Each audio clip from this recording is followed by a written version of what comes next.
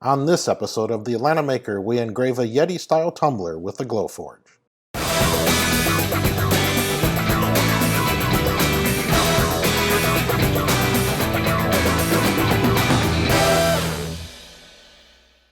We are less than 50 away from hitting 1,000 subscribers.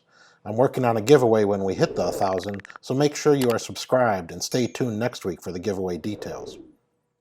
Yeti-style tumblers are very popular right now, so it's inevitable that you'll want to make one with your Glowforge. Unfortunately, a true Yeti tumbler will not fit within the limits of the Glowforge bed, as the thickest item you can engrave is 2 inches.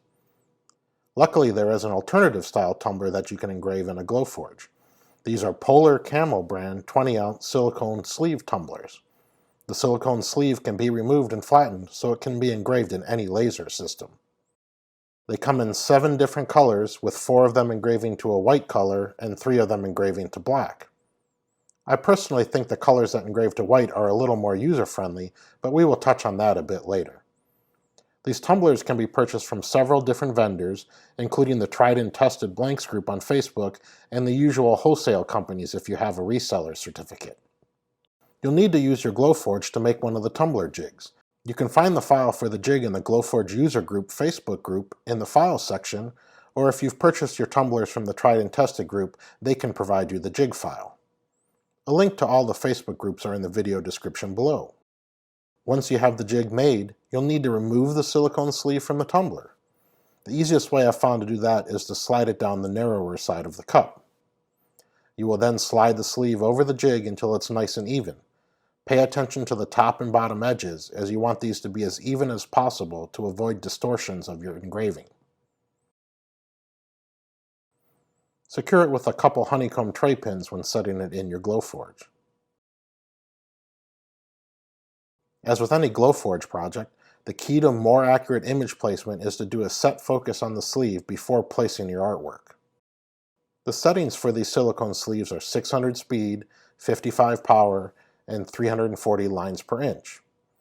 I've also tried these at 450 LPI, but I didn't notice much difference in quality, so save your engraving time and use 340 LPI. Let's send the file to the Glowforge and get the engrave started.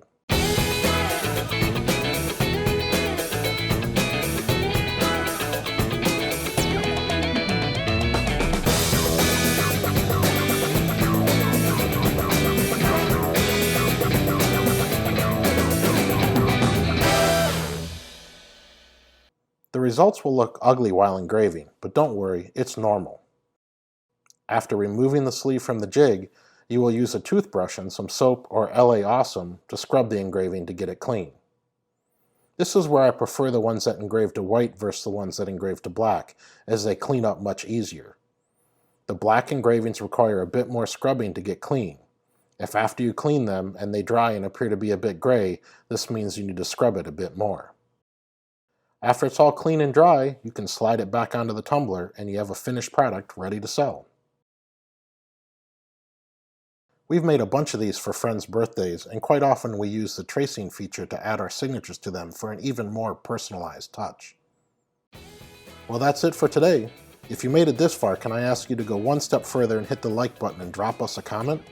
It helps us out considerably with getting our content shown to others on YouTube. See you next time.